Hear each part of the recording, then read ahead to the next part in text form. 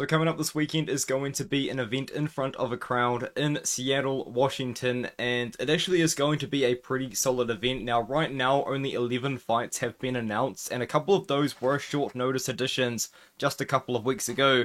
I actually am expecting at least one more fight to be added to this card, potentially a replacement to fight against Billy Goff, or maybe something else completely different.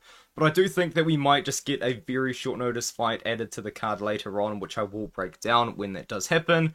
And speaking of breaking cards down, I just uploaded a article for LFA 202 onto the We Want Picks website, which is $10 per month to sign up to, and you do get a lot of value there. You get my picks. BetSam has been going kind of crazy this year. He's got a bunch of stuff on there. Angelo and Jacob do their own thing there too, as well as the safety parlay, the AI picker. There's even other things as well that have been recently added too, which do sound like pretty awesome tools, so jump on that. The most important part of the video, of course, as well, is the poster review, which I'm going to start doing this year, I think. Good idea, poor execution, I think. I think it just is very basic. It kind of just looks like they got a couple of stock photos of these two guys, put them there in front of the Washington Tower, I'm guessing it is, and they called it that. Now, I think the idea was pretty good, but it looks pretty cheap. It looks like it was done pretty quickly. I don't know. I feel like they could have done a little bit better with this poster here, but I do like the idea of including the tower, of including some sort of like landmark of the city that they're fighting in, if they're going to be visiting somewhere they haven't really been much. But anyway, let's move on. Less than 2-minute intro, not too bad. Modestas Bukauskas is going to be fighting against Rafael Sequeira. I do like Bukauskas in this fight. Minus 325 just kind of seems a little bit insane. Now, Rafael Sequeira going into the UFC on tape, looking into his fight before his debut, didn't look all that promising. Now, there wasn't much tape that you could find because, of course, he fought for Demo Fight, which just is a promotion that you can't find much on. But of what you could find, it didn't look all that promising, and then of course he did fight the legend Ivo Aslan and got knocked out pretty quickly. Now, Rafael Sequeira, for what he does, he is a grappler, which is going to make for an interesting stylistic matchup here against Bukauskas, but in my opinion, it's not that much different to the Bukauskas fight when he fought against Tyson Pedro. Took on a pretty tall, rangy grappler that is somewhat dangerous on the feet, and Bukauskas was able to piece up Tyson Pedro over that period of time. Now, a lot of people say that Pedro was injured, but it was a good performance for Bukauskas on short notice, and I think that this is a similar matchup in that sort of way. Modestas Bukauskas kind of is a little bit of a funny man. He does find ways to lose, but I think in this matchup against Sequeira got found out by Aslan. I know the fight didn't last long and he didn't really get to show off really anything. I think that Bukauskas is also going to beat Sequeira here. Now, it could be over 15 minutes, but he could also find a finish as well. We don't know what Sequeira's cardio looks like at all, so maybe Bukauskas finds a finish in the second or third round, but I'm going to pick Bukauskas here. Minus 325, just a little bit wide for me, though. Then we move up to Nick Klein versus Mansour Abdul Malik. Once again, going with the favourite.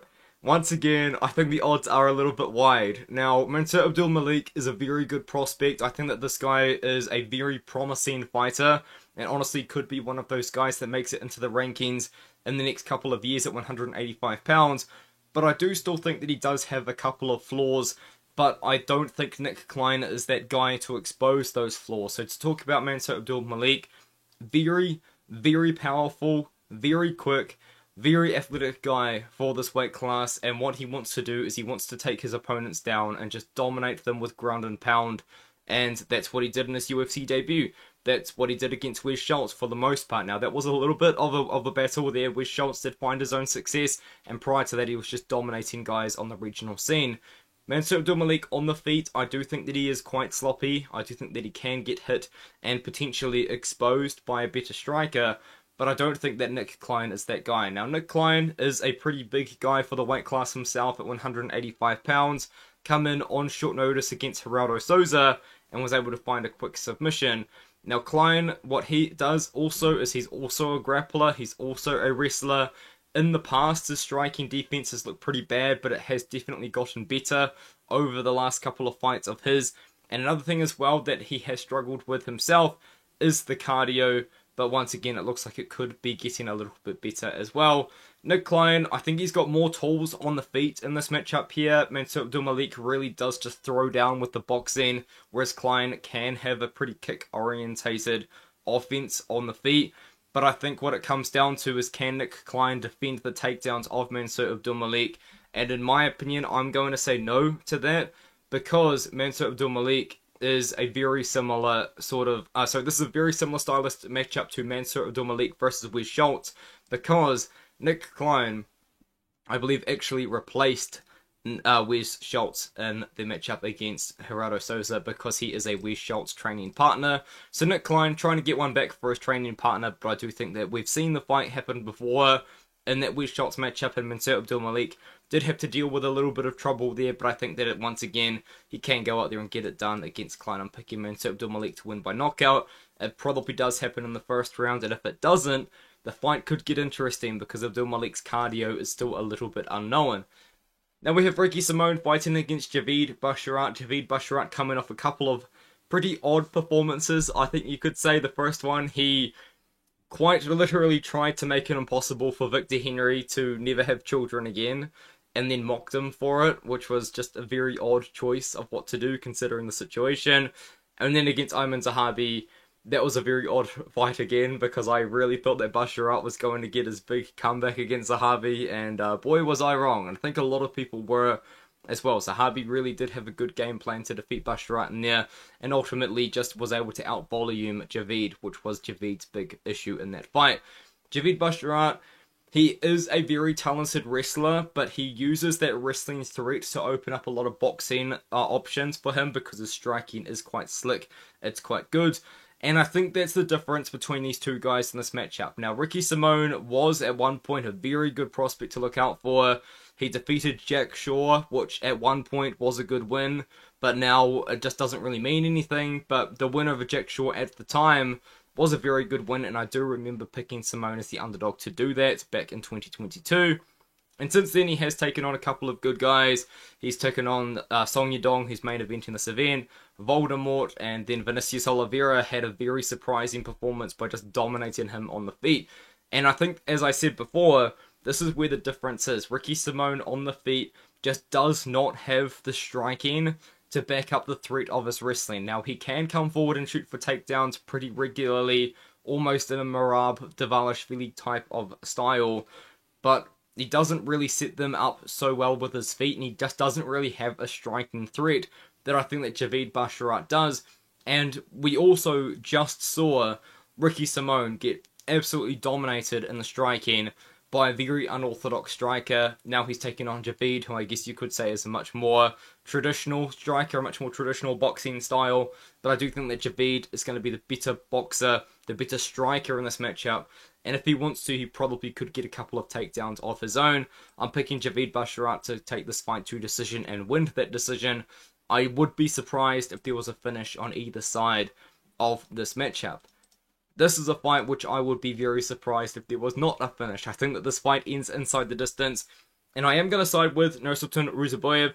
Now, if this fight was at 170 pounds, I would have been very interested in Ruziboyev taking this fight on what I believe is short notice, unless McConaughey is actually replacing someone, and seeing how he went. But this fight's at 185 pounds, and I like that for Ruziboyev. I do think that Ruziboyev can go out there and defeat Eric McConaughey. Eric McConaughey, I believe, for the most part, does fight at 185 pounds. Some of his best wins have actually come quite recently, where he defeated Tyler Ray, who was a prospect at one point and was a guy that fought for Eagle FC, and then Maki Pitolo, a former UFC fighter. But I'm going to triple check this, because I think that Tyler Ray fought at 170 pounds at one point. But no, those fights were at 185 pounds. Eric McConaughey, a natural middleweight and a pretty big guy for the division. Now, McConaughey, he likes to come forward, he likes to pressure forward, and he throws down with very big strikes. He can hit guys pretty hard, and he can knock them out. He knocked out Maki Pitolo on the feet in the second round, pretty much. But Maki Pitolo somehow survived that storm and made it to the third round, but McConaughey finished him there. Anyway, McConaughey likes to pressure forward. He does shoot for takedowns on occasion, but it's not really the best part of his game, in my opinion. I think the best part of his game is the striking. I think he does provide a very big striking threat against anyone just because he does hit so hard. But in this fight against Nursultan Ruziboyev, I'm going to have to go with Ruziboyev. Ruziboyev, so far in the UFC, at 185 pounds, looked good. He dropped down to 170 against Joaquin Buckley, who has now proved to be a pretty good prospect. And, you know, I just don't think that Ruziboyev is a welterweight. He looked really drained at 170. Buckley was a lot faster than him, and Ruziboyev just didn't really have much for him. But at 185, Ruziboyev being 6'5", I think that it does help him a lot here. And I do think against McConaughey, the way that Ruziboyev wins this fight is going to be in the wrestling. McConaughey, he does have good takedown defense. The fight against Maki Pitolo definitely proved that. But I do think that Ruziboyev can actually get the takedowns on McConaughey using that size advantage that he is going to have over most of the division, or at least a height advantage. He does have very thin legs, Ruziboyev does. But I think that Ruziboyev, he does present a threat on the feet of his own, but I think it's in the grappling, which is where he's going to get it done here. So I'm going to pick Ruziboyev to win this fight by submission, which not many people are going with there. Now we move up to Ibor Aslan fighting against Ion Cutelaba. Ion Cutelaba is just a guy that does not go away. He keeps sticking around, man, in the UFC. It seems like he's going to go, and then he gets a win. And then he loses again to Felipe Lins, who's probably 56 years old now. And then he goes out there and he beat Ivan Arslan. And if you guys were there for Jacob's live stream on We Want Picks, if he got that rear naked choke in the second round, my goodness, I think that I would be on $1 million a year working for We Want Picks, because my goodness, that would have been a massive payout if it was to hit. But anyways, here we go. Ibor Aslan, I think that he does beat Ion Cutelaba, because I think that they both do fight in a very similar way, if not the exact same. Ibor Aslan, though, I will say this, I think that there are some red flags about him, and I will be fading him when the time comes, which is my favourite saying, because whenever I say it, it always turns out that this is the time to fade him, but I don't think it's this time. Ibor Aslan, if you look into his entire career, it's a bit dodgy. You can watch these fights. Now, it does take a little bit of searching up, but I'm pretty confident both of these fights are on YouTube. They both look pretty concerning, I should say, with how little effort the opponents put into fighting him. And there is a couple of other fights out there that is the same. He did have his wrestling takedown defense absolutely exposed by Anton Turkalj, but then he was able to get that back in his UFC debut with a KO in the third round, and he looked a lot better then. Ibor Aslan, I do have quite a few concerns about him, but I think for the most part, he just really is a powerful guy that's willing to come forward, and he's going to try and knock you out. That's what he does, and what he does is he just, you know, he'll be pretty patient, and then all of a sudden, he'll start to unload. He'll start to throw combos. And once he starts throwing those combos, once one or two of those strikes hit, that's when he can go out there and get the knockout. And Ion Cutelaba, pretty similar. Round 1, Ion Cutelaba will always be dangerous. It doesn't matter who he's fighting against. Round 2 and 3, that's where Cutelaba has in the past slowed down quite a bit, but except in this matchup against Arslan, it was the opposite. He put the foot down a little bit in that second and third round. But Cutelaba, gonna be dangerous in the first round. Cutelaba can wrestle, and if anyone's shooting for takedowns, it will be Cutelaba. Can you trust Cutelaba to shoot for takedowns? No. No, you can't. So I think this is going to be a striking matchup between Aslan and Cutelaba. And if anyone's going to land, I'm willing to pick that it's going to be Ibor Aslan that lands first. I'm going to pick Aslan to win by KO here, but Ion Cutelaba always will be a live underdog. Really in any matchup, but especially a matchup that's going to mostly take place on the feet. Andre Fili now fights against Malcozao Costa. I don't know if Costa's an underdog right now, but I think he was at one point, and I am still siding with Malcozao Costa. Costa does seem to be a little bit up and down in the UFC. He's had a couple of performances where he has looked unstoppable, but he's had a couple of performances where he has looked quite bad. The matchup against Moises looked pretty good. That was a fight upper weight class at 155 on short notice. I thought he did put on like a pretty decent performance for himself there. But then against Steve Garcia, man, just smoked him. He just smoked him. And my goodness, did he hurt Costa in that occasion, and knocked him out quite badly as well with that ground and pound up against the cage. Garcia, though, gone on to do good things himself. Just beat Jalen Nurdenbicki. Nurdenbicki, pretty solid wrestler. 50 professional fights now, which is ridiculous. That was a pretty good performance for him to go out there and do. Andre Fili, though, is coming off a pretty fun fight against Cub Swanson, which did go 3 rounds, and if I'm not mistaken, that was the fight of the night. Pretty good matchup between the two guys, but I think that in this one here, it is just going to be Melquizael Costa's time. Melquizael Costa, man, like, I feel like although he has had a couple of performances where he hasn't looked great, when he does look good and when he's on, my goodness, his Muay Thai looks solid. Like, he just does use his height and range very well on the feet. He likes to throw down, which I think could be a bit of a weakness of his, but when he is fighting from range, when he's kicking the body, when he's throwing those leg kicks, he does look like a very solid fighter, and I do think that if he can put it all together, Andre Fili is a guy that he can definitely take out. Now, Andre Fili, though, always going to be pretty tough. He can grapple, and he also does like to pressure forward quite a bit, quite like to back you up. And Fili, we have seen him, when he can turn back the clock, he can have some pretty massive wins, because he did beat Lucas Almeida, which was a huge one at the time, because Almeida was on the come-up of that Contender Series win. But I do think that in this one here against Costa, I think Costa can be the one that actually is going to initiate a lot of the exchanges on the feet. It's going to be the more aggressive guy. It's going to throw more volume. And if he can defend those takedowns, which is a big concern, I think this is Costa's fight to lose. So I'm going to pick Melquizael Costa in this matchup here. I do like his striking against Andre Fili. There is a couple of concerns there with the takedown defense. Maybe even with the chin, because Steve Garcia really did hurt him. But I think that Costa can go out there and get the win in this fight. We're already up to the main card. I mean, 16 minutes in. I guess maybe I'm going pretty fast, but not too bad. Alonzo Menifield fights against Julius Walker. This is another one of those short notice matchups that I was talking about in the intro. Alonzo Menifield should be able to beat Julius Walker, because I think that this is a big step up for Julius Walker on short notice. And I think just given Julius Walker's style, I don't think Menifield's a good style for him to fight against, man, because the way that Julius Walker fights, from everything that I was able to find, I think it was his most recent fight against Myron Dennis I couldn't find, but maybe it's on the Peak Fighting website. I've kind of had 50-50 luck of finding the Peak Fighting fights, but I was able to watch everything else. Julius Walker seems to fight the same in every single fight, which is the same as literally everyone else, but the way that Julius Walker fights is he wants to get the takedown, and once he gets the takedown, he is very dominant in control. Like, very dominant. We don't really see guys at 205 pounds taking the back, controlling the back, throwing ground and pound from the back, and even in control on top in the full mount position. You don't really see guys just able to control with that much dominance to throw up submissions or the ground and pound, which he does go for.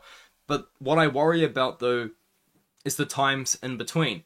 Now, yes, he did knock out Bevon Lewis with the ground and pound from the back in the first 3 minutes or so of that fight, but in the moments before that, Bevon Lewis did manage to defend a couple of those takedowns before, and was able to land a couple of good shots. You know, Julius Walker was getting scrappy at some moments, he was coming forward and throwing combinations, the chin really was up in the air for a couple of those moments there, and I think that although Alonzo Menifield has just coming off like 2 of the worst performances maybe anyone ever has back-to-back, where he got jabbed by Carlos Ulberg and then decided that he just didn't know, like, he didn't know how to deal with the jab, so he just threw down and got knocked down in 12 seconds, and then Mirzakhanov had a good performance against him.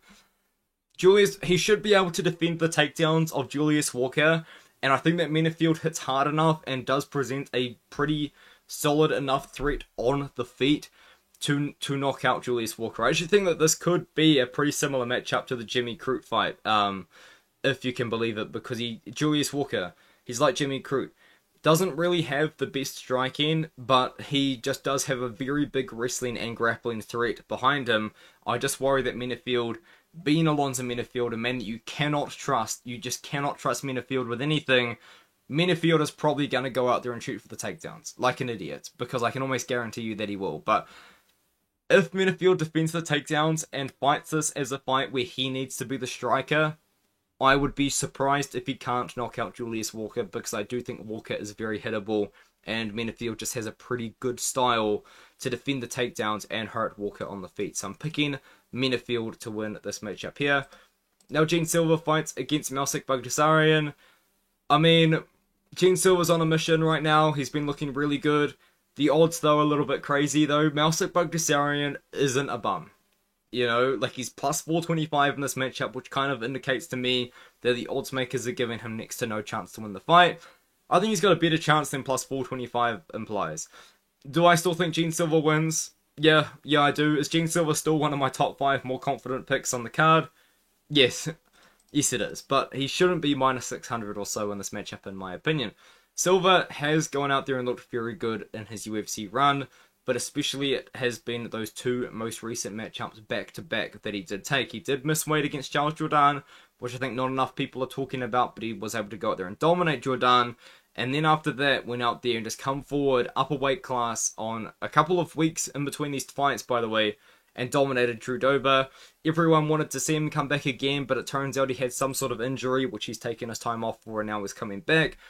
If he can make the weight safely, Gene Silver's a guy to watch out for at 145 pounds. He just is.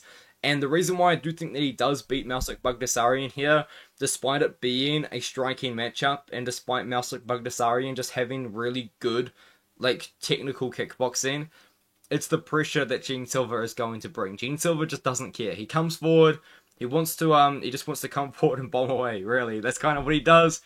He's done that to every opponent in the UFC so far. I don't really think it does stop right now. Mousak Baghdasaryan, very good striker in his own right, but we have seen him backed up and boxed up by other opponents.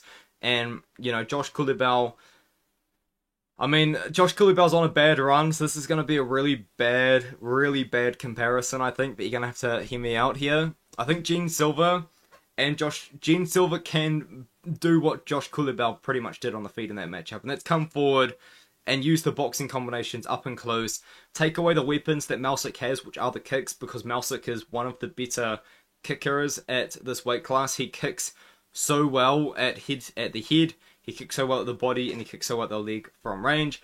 But I just don't think that I just don't think that he's going to be able to do it. I think Gene Silver's going to come forward and throw down the combos, and that's why I'm picking Gene Silver to win this matchup. Now we can move up to Rob Font versus Gene Matsumoto. Gene Matsumoto, pretty high risk, high reward fight for him in my opinion, because Matsumoto is 16-0 right now, accepting this fight on short notice against Rob Font, who is going to be a pretty game opponent for really anybody. But I think what we have seen from the last few fights from Gene Matsumoto is that he is just a special prospect. This guy is good, and he has looked good for a long time in his career. He come through the LFA, beat a couple of very solid guys, a couple of guys that probably will be in the UFC at one point, especially Casey Tanner on the Contender Series. Tanner will probably be on the Contender Series again this year. And then he did go out there and he beat Argueta and Katona. Now, when I was picking Gene Matsumoto to defeat Dan Argueta, I based that on the prediction that Dan Argueta and Casey Tanner quite literally are the same fighter. And then when I picked him to beat Brad Katona, I picked him based on the fact that Brad Katona, Dan Argueta, and Casey Tanner all fight the exact same. They're all pretty big guys for the weight class, and they're wrestlers.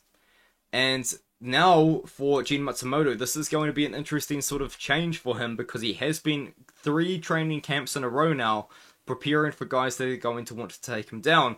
But now he's taking on Rob Font, who is a boxer, and a pretty solid boxer at that. And I feel like at one point, you know, Rob Font, you could make an argument that he was one of, if not the best pure boxer at 135 pounds. Now, I don't think you could really say that anymore, because he has had a little bit of a fall off in performance recently, but he has still been able to turn away top prospects. He turned away Adrian Yanez, he turned away Kyler Phillips. I mean, not a top prospect, but Cody Garbrandt in 2021, pretty solid win still. Ricky Simone, when a win over Ricky Simone was like a big deal, because then he went on that massive win streak, which ended up with the win over Jack Shaw. Anyway, I digress. Gene Matsumoto can do it all. This is what he's good at. He throws good combinations on the feet. He is pretty small for the weight class though, which is what I do worry about, but he makes up for it with very good speed. I think he's going to be faster than Rob Font. And another thing as well in this matchup, which is going to be quite an interesting change for Rob Font, is I actually believe that on the feet, Gene Matsumoto can match the volume of Rob Font. Now, if you guys do recall the pretty famous fight now at this point against Chito Vera, Rob Font outlanded Chito Vera, I'm pretty confident, in every single one of those rounds, despite losing the fight clearly. Chito was getting out-volumed considerably throughout their matchup, but Vera was able to eventually just land one very big shot. And it's kind of been the story of Rob Font's career for a lot of them. He does land very good volume, and he lands more volume than his opponents most of the time, but he's either getting taken down, or he's getting knocked out, or he's getting hit with the better shots. But Matsumoto, I believe, can keep up with the volume. Matsumoto's a high volume striker himself if he needs to be. Just watch that Casey Tanner fight. Matsumoto was going crazy in the volume of that fight. And I do think that in this one he can match the volume of Font. And we might see, and I think we will see, some offensive grappling from Matsumoto in this matchup against the boxer Rob Font. So I'm going to go with Matsumoto here. High risk, high reward fight for him. 16-0, putting your record on the line on short notice is quite awesome. You don't really see that all the time, but it's a good opportunity for him. Now, Brendan Allen fights against Anthony Hernandez. This is kind of funny, because when this fight was announced, I genuinely thought to myself, oh, this is a really good matchup for Anthony Hernandez. I wonder what the odds will be. And then I looked at the odds, and I thought, oh, right, I just really do have a hive mind, apparently, because I thought that maybe there was a chance that I was able to pick Anthony Hernandez at like minus 170 or something like that in this matchup.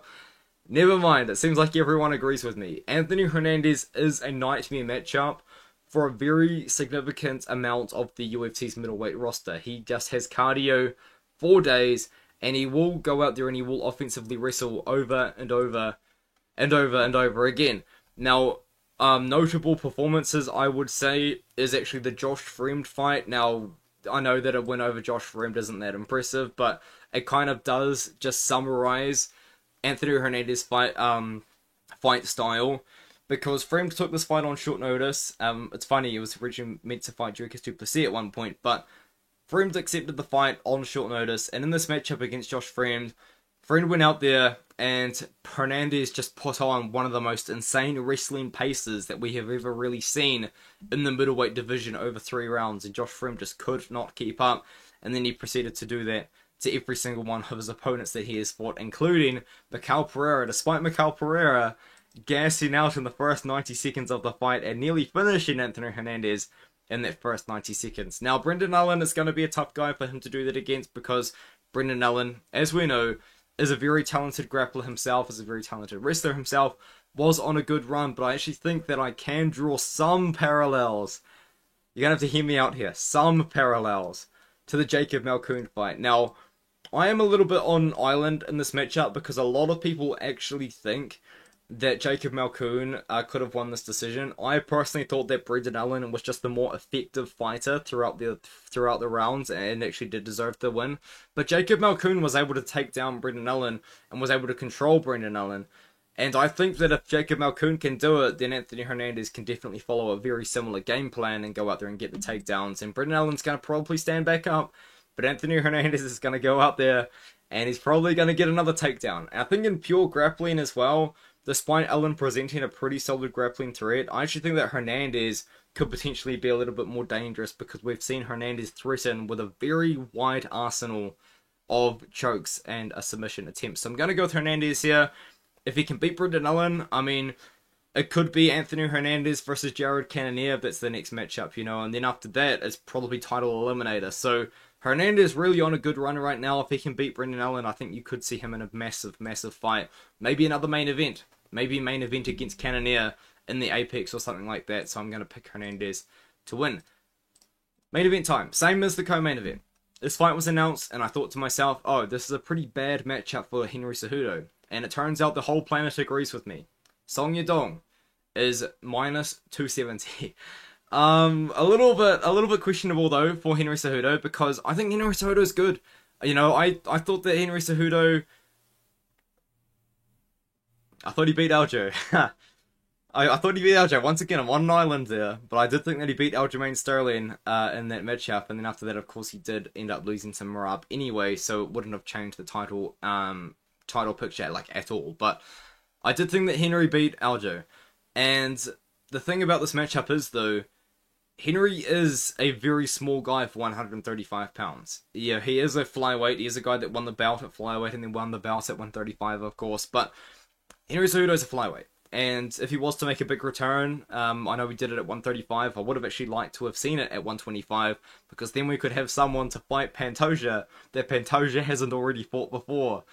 Anyways, Henry Cejudo, he's a wrestler, clearly, but I think his big weakness that we've actually seen so far is, although actually having pretty effective striking game, I don't think it's going to work against Song Yadong, because Song Yadong, if you guys remember, massive performance against Ricky Simone. I mean, Ricky Simone just been on the receiving end of quite a few losses in this video that I've been breaking down, but this really was the fight for me that made me realize that Song Yadong could be a future champion, that Song Yadong is going to be a guy to really put on your like radar as a fighter, because he completely shut down Ricky Simone's wrestling in that matchup and then just beat the piss out of him on the feet for 5 rounds. That's pretty much what happened in that fight.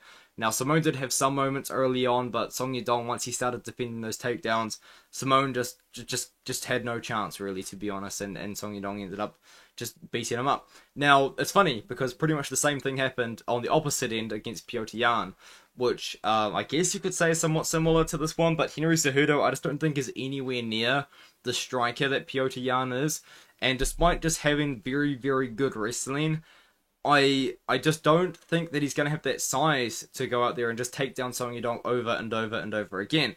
Now, yes, I am talking about an Olympic gold medalist here in Henry Cejudo, a guy that definitely can and definitely will take Song Yadong down.